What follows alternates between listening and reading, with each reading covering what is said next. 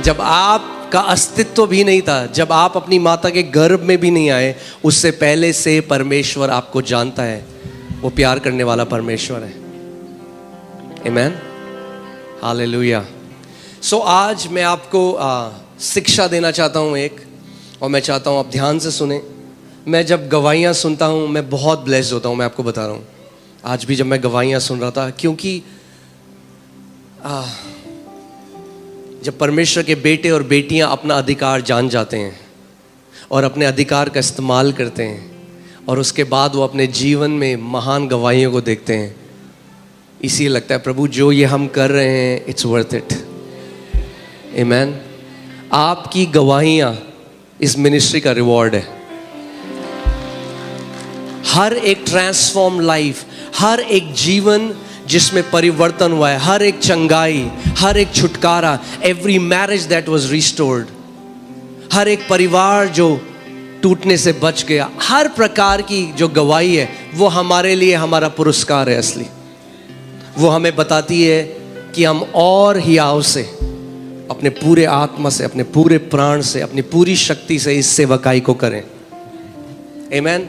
अगर मैं ऐसे बोलूं तो आप लोगों की गवाहियां और आप लोगों का जीवन हमारे लिए मेडल है। आमीन, हर एक व्यक्ति का। सो आज जो मैं शिक्षा देना चाहता हूं वो एक बहुत ज़रूरी और बहुत इम्पॉर्टेंट शिक्षा है, और मैं चाहता हूं आप ध्यान धरकर इसको सुने।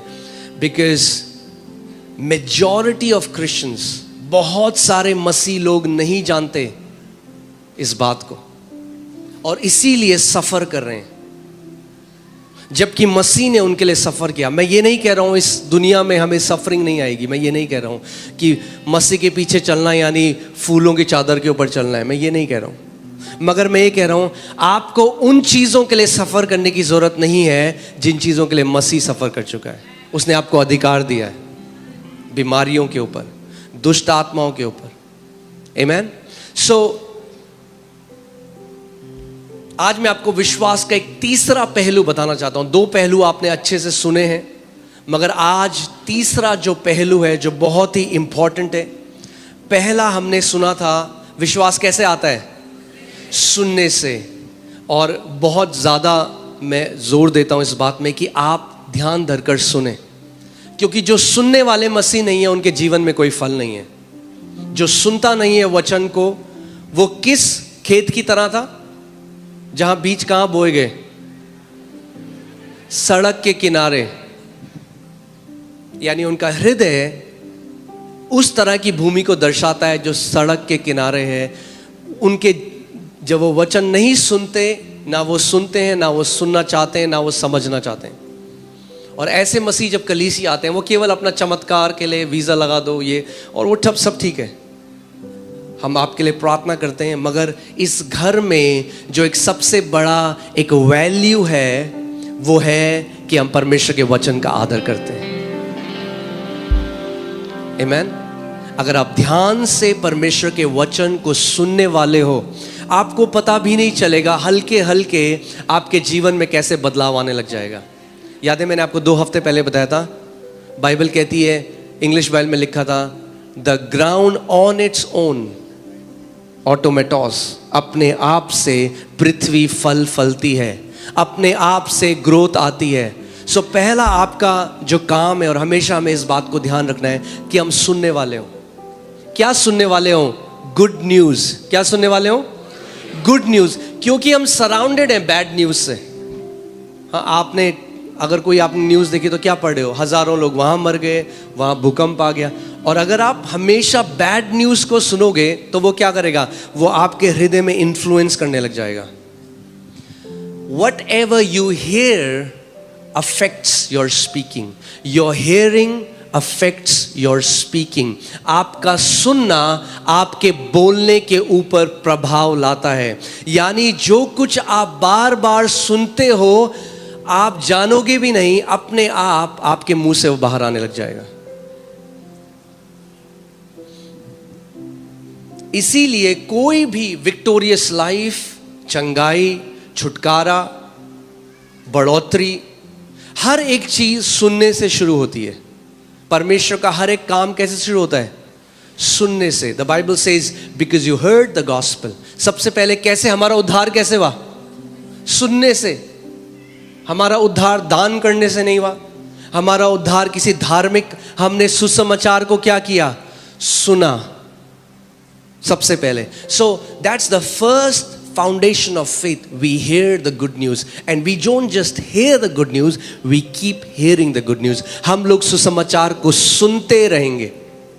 Faith comes by hearing. विश्वास सुनते रहने से आता रहता है। इसको मैं इस तरह से बोलूंगा, विश्वास कैसे आता है? वो एक बार आता नहीं है, आता रहता है। जैसे आप सुनते रहोगे गुड न्यूज को, you will have abundant supply of faith.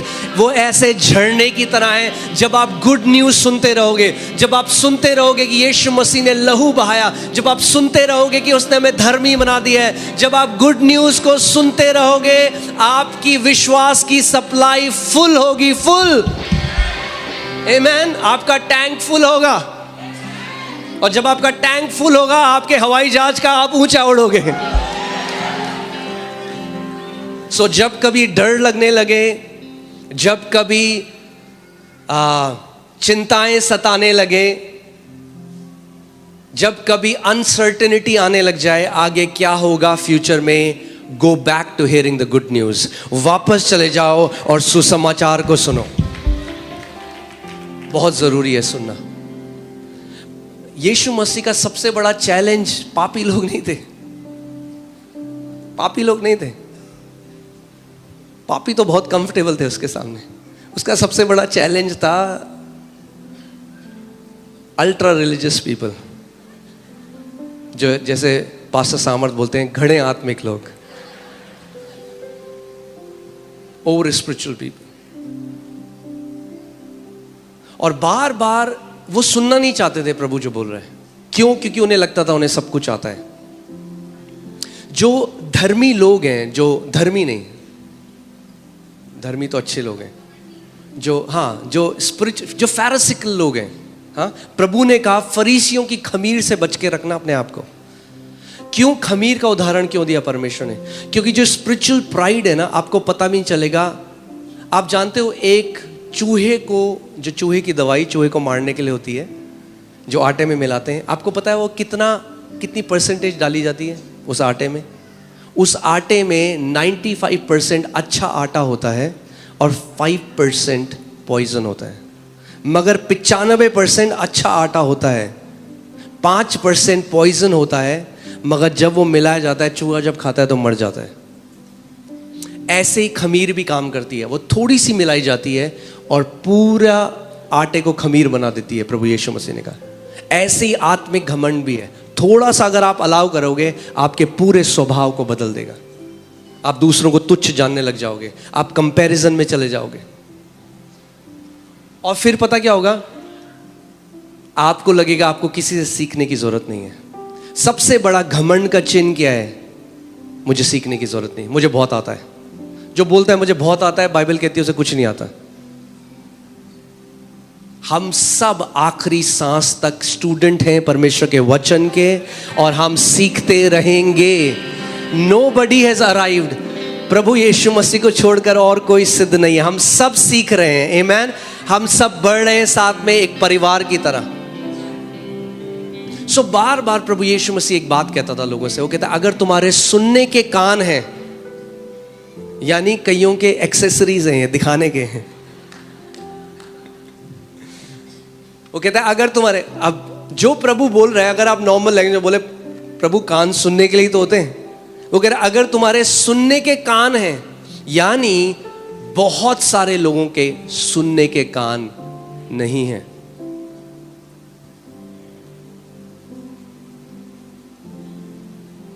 बहुत सारे लोग टोटका सोच रहे हैं, आप बताओ पास्टर हम क्या करें, आप बताओ हम क्या करें, हम ये करें, हम वो करें। प्रभु कह रहे नहीं, बैठ के सुन तू पहले, सुसमाचार सुन। तुझे ज्यादा डोज चाहिए मेरे सुसमाचार की। हाँ, यू नीड मोर गॉस्पेल। और डोज दो इसे सुसमाचार की। सुनना बहुत जरूरी है। और क्या सुनना? कुछ भी बकवास सुनना नहीं।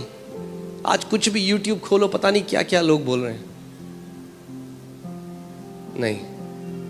पौलुस कहता है, गलातियों की पुस्तक जब आप पढ़ोगे, वो कहता है वो जो बहुत जाने जाते थे, और वो वहाँ अपोस्टल्स की बात कर रहे हैं, जेम्स और उसके साथ जो लोग थे, वो कह रहा है मैंने एक क्षण भर के लिए भी अपने आप को अधीन ना किया व्यवस्था के, ताकि जो सुसमाचार का सच है वो डिफाइल ना हो। प्रोटेक्ट करना पड़ा मुझे। प्रोटेक्ट करो अपने सुसमाचार जो आपने सुना है।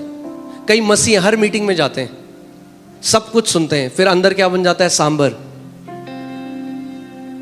क्योंकि नहीं पता सुसमाचार क्या है। सो हर कोई जो बोलेगा, प्रचारक बोले आमेन, प्रभु तुमसे प्यार करता है, आमेन, प्रभु तुम्हें नरक भेजेगा, आमेन। अरे सुनो तो सही क्या बोल रहे। हम देहरादून में थे, कलीसिया में, और वहां पे एक व्यक्ति था, उसकी आमेन बोलने की आदत थी, मगर वो सुन के नहीं बोलता था आमेन, बस ऐसे ही बोलता था। तो एक बार पास्टर ने हमारे बोला, अरे देखो देहरादून में क्या हो रहा है, इतने रेप हो रहे हैं। वो कह रहा हालेलुया, थैंक यू जीसस। तो ये क्या दर्शाता है? सुनने के कान में। सुनो सुनो, क्या सुनो? गुड न्यूज, सुसमाचार। हालेलुया। इस पूरी दुनिया में जो बैड न्यूज है, उसके बीच में हम गुड न्यूज के लोग हैं। Amen. We are the people of the good news. We are born of good news. हमारा नया जन्म सुसमाचार से हुआ है। हमें सस्टेन भी सुसमाचार करेगा, हमें बनाने वाला भी सुसमाचार है, हमें आगे ले जाने वाला भी सुसमाचार है। आमेन। बट द गोल इज, गलातियों की कलीसिया को क्या कहा पौलुस ने? तुमने आत्मा से तो शुरू किया, मगर अब तुम क्या जा रहे हो? क्योंकि पौलुस ने उनको सिखाया कि अब मसीह में तुम्हें व्यवस्था के कामों को पूरा, तुम्हें खतना कराने की जरूरत नहीं है, तुम्हें मूसा की सारी व्यवस्था। सो कुछ लोग आ गए और वो उनको बोले नहीं नहीं, तुम उद्धार नहीं पा सकते जब तक तुम खतना ना कराओ, और वो वापस व्यवस्था में जाने लगे। तो पौलुस को थोड़ा सख्त वाला लीडर बनना पड़ा और उन्हें डांट लगानी पड़ी है। और उन्हीं कलीसिया को जिसने उसने प्लांट किया, मेहनत करी है, और फिर वो लिखता ही, तुम निर्बुद्धि गलातियों, किसने तुम्हें बिविच कर दिया, यानी किसने मंत्र कर दिया तुम्हारे ऊपर कि तुम सुसमाचार को भूल गए हो? आत्मा से जो शुरू हुआ है वो आत्मा से चलेगा, और आत्मा से ही परमेश्वर हमें पूर्णता पूरा लेके जाएगा। आमेन। हालेलुया।